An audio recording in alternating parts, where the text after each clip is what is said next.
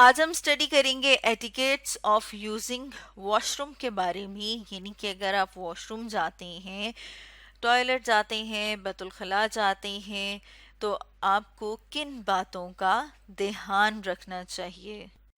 تو سب سے پہلے ہم بات کر لیتے ہیں ٹوائلٹ کی، جسے کہ لیٹرین کہا جاتا ہے۔ تو آپ نے دیکھا ہوگا کہ بہت ساری گھروں میں جو ہے وہ اس طرح کا ٹوائلٹ ہوتا ہے، اور کچھ جو گھر ہیں ان میں مختلف طرح کا ٹوائلٹ ہوتا ہے، جیسے کہ یہاں پر ہم اپنے سامنے اس تصویر میں دیکھ رہے ہیں کہ ایک تو ہم دیکھ رہے ہیں اس طرح کا ٹوائلٹ ہوتا ہے، اور دوسرا ہم دیکھ رہے ہیں اس طرح کا جو ٹوائلٹ ہے وہ ہوتا ہے۔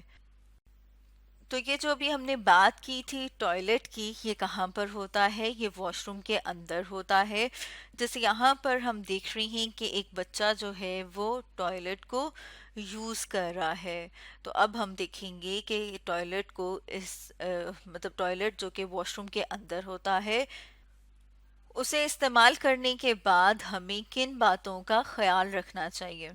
سب سے پہلے تو ہم دیکھتے ہیں کہ اگر آپ یہ والا ٹوائلٹ استعمال کر رہے ہیں، جیسے کہ ہم نے اوپر بات کی تھی کہ دو طرح کے ٹوائلٹ ہوتے ہیں، جو یہ والا اس میں تو آپ دیکھ رہے ہیں کہ کوئی کور وغیرہ موجود نہیں ہے، لیکن جو اس طرح کے ٹوائلٹ ہوتے ہیں ان کے اوپر ایک کور سا موجود ہوتا ہے جسے کہ سیٹ بولا جاتا ہے۔ تو سب سے پہلے آپ نے کیا کرنا ہے کہ آپ نے اس سیٹ کو اٹھانا ہے، جیسے یہاں پر ہم نے لکھا ہے کہ لفٹ دا سیٹ۔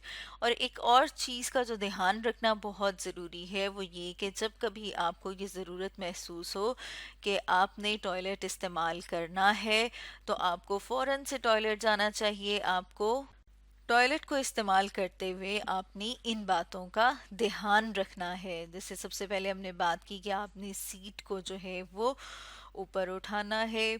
پھر اس کے بعد ہم دیکھتے ہیں کہ جو بہت ضروری اور اہم چیز ہے وہ یہ کہ آپ نے فلش کرنا ہے۔ فلش یعنی کہ آپ نے ٹوائلٹ استعمال کرنے کے بعد وہاں پر پانی گرانا ہے، اور پانی گرانے کے بعد آپ نے دیکھنا ہے کہ جو ٹوائلٹ ہے وہ صاف ہو گیا ہے۔ پھر اس کے بعد ہم دیکھتے ہیں کہ آپ کو کیا کرنا ہے۔ اس کے بعد آپ کو اگر وہاں پر آپ کو ٹیشو پیپر میسر ہے تو آپ نے ٹیشو پیپر استعمال کرنا ہے اور اپنے آپ کو ڈرائی کرنا ہے، یعنی کہ خشک کرنا ہے۔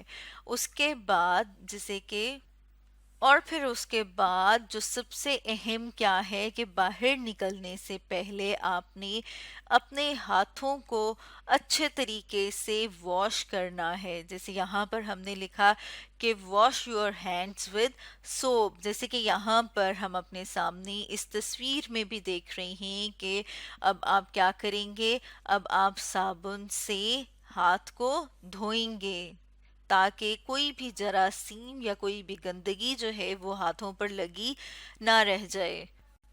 ان باتوں کے علاوہ ہمیں جو ایک اور بات کا دھیان رکھنا ہے وہ یہ کہ جو اس واش روم کو آپ استعمال کر رہی ہیں، ٹوائلٹ کو اور ساتھ میں واش روم کو، تو وہ کیا ہونا چاہیے، وہ صاف ستھرا ہونا چاہیے۔ جیسے اس تصویر میں ہم دیکھ رہے ہیں کہ یہ واش روم بھی گندا ہے، اور واش روم میں یہ کیا موجود ہے، ٹوائلٹ موجود ہے، اور یہ ٹوائلٹ جو ہے یہ بھی بہت ہی گندا ہے، اور ہمیں نظر آ رہا ہے جیسے پانی بھی گرا ہوا ہے اور گندگی بھی مختلف جگہوں پر لگی ہوئی ہے۔